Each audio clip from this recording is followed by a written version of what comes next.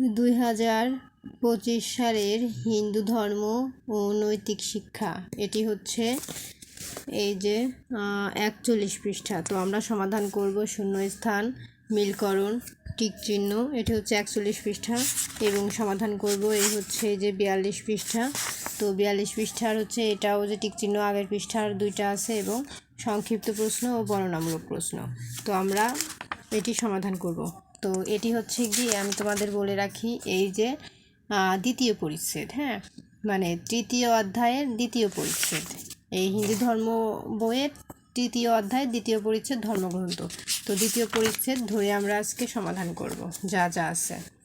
আগের ভিডিওতে আমরা প্রথম পরিচ্ছেদের পুরো ভিডিও দেখিয়েছি, একটি ভিডিওতে যে কোথায় কোথায় প্রশ্ন, টিক চিহ্ন বা বক্স আছে, আমরা একটি ভিডিওতে এক একটি পরিচ্ছেদের ভিডিও দিয়ে রাখি, যে এখন একটি ভিডিও দিলাম, তারপরে ওই দ্বিতীয় পরিচ্ছেদেরই 2 পৃষ্ঠা পরে আর একটা পেজ আছে সেটার ভিডিও দিলাম, এরকম কেটে কেটে আমি ভিডিও করি না, পুরো পরিচ্ছেদের এক একটি পরিচ্ছেদের ভিডিও এক একটি ভিডিওতেই দিয়ে দিই, যাতে সবারই ওই ভিডিও থেকে পুরো চ্যাপ্টারটাই সমাধান হয়ে যায়। তো আজকে আমরা সমাধান করব এই যে দ্বিতীয় পরিচ্ছেদ। তো দ্বিতীয় পরিচ্ছেদের সমাধান এখন প্রথমে আছে শূন্যস্থান। তো এখানে আছে বিভিন্ন মুনি ঋষি ড্যাশ বাণীসহ দর্শন করেছেন। তো সঠিক উত্তর কি হবে? এখানে হবে বেদের, বয়েকার দয়েকার বেদের বাণীসমূহ দর্শন করেছেন। তারপরে 2 নম্বরে হবে উপনিষদে,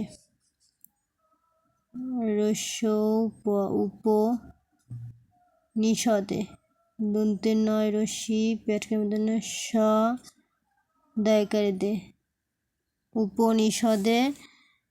উপনিষদে শুধু ব্রহ্ম সম্পর্কে আলোচনা করা হয়েছে।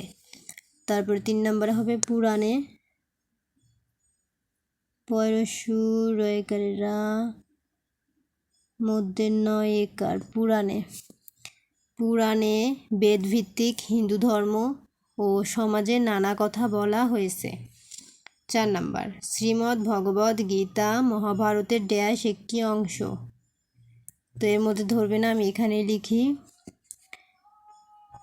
ভয় দীর্ঘি পেটকেমদনের সময় ভীষ্ম পর্বের বয়রে পর্বের ভীষ্ম পর্বের একটি অংশ। তারপরে 5 নম্বরে আছে হরিনাম, হরিনাম দন্তের নয় আকার মনাম, হরিনাম শুনে বনের পশুরাও হিংসা ভুলে গেল। তো আমাদের শূন্যস্থান কমপ্লিট।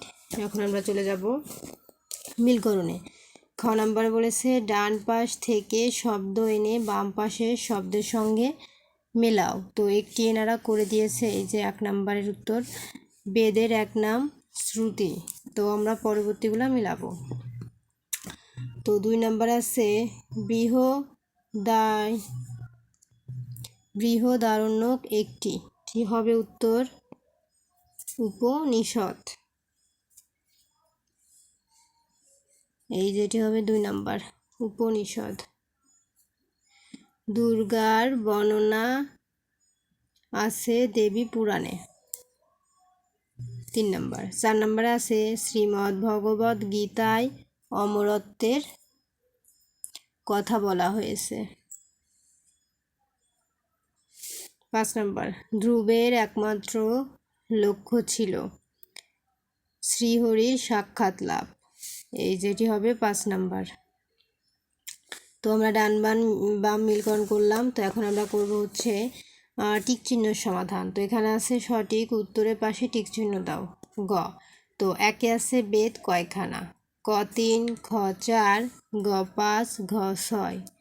তাহলে সঠিক উত্তর খ 4। 2, বেদের যে অংশে মন্ত্রের ব্যাখ্যা করা হয়েছে তাকে কি বলে? ক ব্রাহ্মণ, খ উপনিষদ, গ আরণ্যক, ঘ সংহিতা। সঠিক উত্তর ক ব্রাহ্মণ। 3, ব্রহ্মা, বিষ্ণু ও শিবের মহাত্মা কোথায় প্রাধান্য পেয়েছে? ক বেদে, খ রামায়ণে, গ পুরাণে, ঘ মহাভারতে। তো সঠিক উত্তর গ পুরাণে। তো আমাদের 41 পৃষ্ঠা কমপ্লিট। তো আমরা চলে যাব 42 পৃষ্ঠায়। এই হচ্ছে আমাদের 42 পৃষ্ঠা। এখানে আরও দুটি টিক চিহ্ন আছে। ফলাকাঙ্ক্ষাহীন কর্মকে কি বলে? ক সকাম কর্ম, খ সুকর্ম, গ দুষ্কর্ম, ঘ নিষ্কাম কর্ম। তো 4 নম্বরের সঠিক উত্তর হবে ঘ নিষ্কাম কর্ম। 5 মায়ের কথায় ধ্রুব কার শরণ নিয়েছিলেন? ক হরির, খ কৃষ্ণের, গ রামের, ঘ শিবের। তো সঠিক উত্তর হবে ক হরির। এখন ঘ নাম্বারে আছে নিজের প্রশ্নগুলোর উত্তর দাও। এগুলো হচ্ছে সংক্ষিপ্ত প্রশ্ন, 1 থেকে 5টি। প্রথমে আছে বেদের এক নাম শ্রুতি হলো কেন? তাহলে আমরা উত্তরগুলো দেখে নিই। বেদের এক নাম শ্রুতি হলো কেন? উত্তর, অতীতে শিষ্যরা গুরুর কাছ থেকে শুনে শুনে বেদ মনে রাখতেন বলে এর এক নাম শ্রুতি। 2 আরণ্যক কি? দুটি আরণ্যকের নাম লেখো। উত্তর, যা আরণ্য রচিত তা আরণ্যক। এতে জ্ঞানের চেয়ে সৃষ্টির রহস্য, সৃষ্টির উৎস প্রভৃতি আধ্যাত্মিক বিষয় বেশি আলোচিত হয়েছে। দুটি আরণ্যক হল ঐতরেয় ও শতপথ। 3 মূল পুরাণ কয়খানা? দুটি মূল পুরাণের নাম লেখো। উত্তর, মূল পুরাণ 18 খানা। দুটি মূল পুরাণ হল শিবপুরাণ ও ব্রহ্মপুরাণ। 4 গীতা কি? উত্তর, কুরুক্ষেত্রের যুদ্ধে পরকালে ভগবান শ্রীকৃষ্ণ অর্জুনকে অনেক উপদেশ দেন। এই উপদেশ সম্মিলিত গ্রন্থই গীতা। 5 উত্তানপাদের কয়জন স্ত্রী ছিলেন? তাদের নাম লেখো। উত্তর, উত্তানপাদের 2 জন স্ত্রী ছিলেন। তাদের নাম হলো সুনীতি ও সুরুচি। তো এই ছিল হচ্ছে আমাদের 5টি প্রশ্নের সমাধান। তো এখন আমরা চলে যাব বর্ণনামূলক প্রশ্নে। এখানে 1 থেকে 5টি আছে আরও। তো প্রথমে আছে 4 বেদের সংক্ষিপ্ত বর্ণনা দাও। তো আমরা উত্তরগুলো দেখে নিই। 4 বেদের সংক্ষিপ্ত বর্ণনা দাও। উত্তর, 4 বেদের সংক্ষিপ্ত বর্ণনা দেয়া হলো। 1 ঋগ্বেদ সংহিতা। এতে রয়েছে দেবতাদের স্তুতি ও প্রার্থনামূলক মন্ত্র। এগুলো পদ্য রচিত এক ধরনের কবিতা। 2 যজুর্বেদ সংহিতা। এতে যে মন্ত্রগুলো রয়েছে সেগুলো যজ্ঞের সময় উচ্চারিত করা হয়। 3 সামবেদ সংহিতা। এর মন্ত্রগুলো গানের মতো দেবতাদের উদ্দেশ্য, এগুলো সুর দিয়ে গাওয়া হয়। 4 অর্থবেদ সংহিতা। এতে চিকিৎসা বিজ্ঞান, বাস্তুবিদ্যা, গৃহনির্মাণ ইত্যাদি সহ জীবনের অন্যান্য বিষয় সম্পর্কে আলোচনা করা হয়েছে। এই হচ্ছে 4টি সংক্ষিপ্ত বর্ণনা। তো এখন আমরা 2 নম্বরে আছে ব্রাহ্মণ কি? সংক্ষেপে বর্ণনা করো। তো উত্তর, বেদের 2টি অংশ, মন্ত্র ও ব্রাহ্মণ। বেদের যে অংশে মন্ত্রের ব্যাখ্যা করা হয়েছে এবং যজ্ঞের মন্ত্রের ব্যবহার সম্পর্কে আলোচনা করা হয়েছে তাকে ব্রাহ্মণ বলে।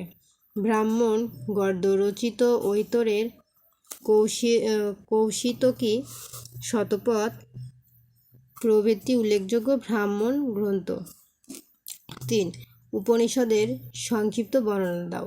উত্তর, উপনিষদের আলোচ্য বিষয় ব্রহ্ম, ব্রহ্মের আরেক নাম পরমাত্মা।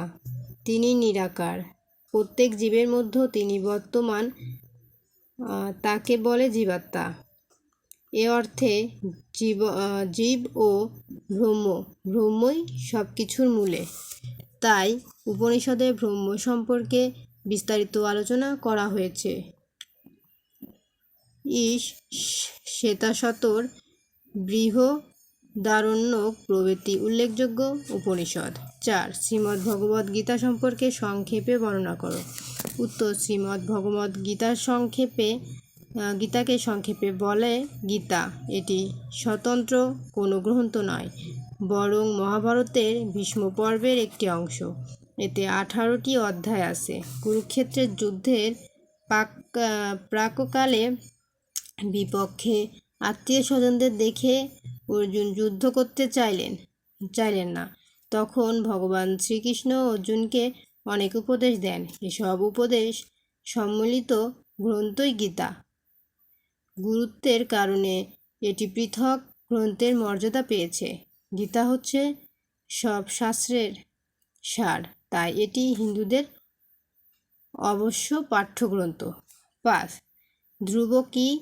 ধ্রুব কিভাবে হরিকে পেল? উত্তর: ধ্রুবের মনে অনেক কষ্ট ছিল। সে তার মাকে খুব ভালোবাসত। মাকে সে মনের সব কষ্টের কথা বললে মা তাকে হরিকে ডাকতে বলেন। মায়ের আদেশ অনুযায়ী সে হরিকে ডাকতে লাগলো। একদিন সে সবার অলক্ষ্যে বাড়ি থেকে বের হয়ে গেল। হরিনাম করতে করতে সে এক গভীর বনে ঢুকে পড়ল। তার মুখে হরিনাম শুনে বনের পশুরাও হিংসা ভুলে গেল। ধ্রুব এক মনে হরিকে ডেকেই চলেছে। তার একমাত্র লক্ষ্য শ্রীহরির সাক্ষাৎ লাভ করা। ধ্রুবের একাগ্রতা দেখে হরির মন গলে গেল। তিনি ধ্রুবের কাছে এসে দেখা দিলেন। এভাবেই সাধনার মাধ্যমে ধ্রুব হরিকে পেল। তো এই ছিল আমাদের আজকের মতন সমাধান। তো পরবর্তীতে তৃতীয় পরিচ্ছেদ, এটি হচ্ছে দ্বিতীয় পরিচ্ছেদের ভিডিও করলাম। তো তৃতীয় পরিচ্ছেদের ভিডিও করব আর একটি ভিডিওতেই, কারণ আমি এক একটি পরিচ্ছেদের ভিডিও একটি ভিডিওতেই শেষ করে থাকি। তো তৃতীয় পরিচ্ছেদের ভিডিও দেখার জন্য অবশ্যই সাবস্ক্রাইব মাই চ্যানেল।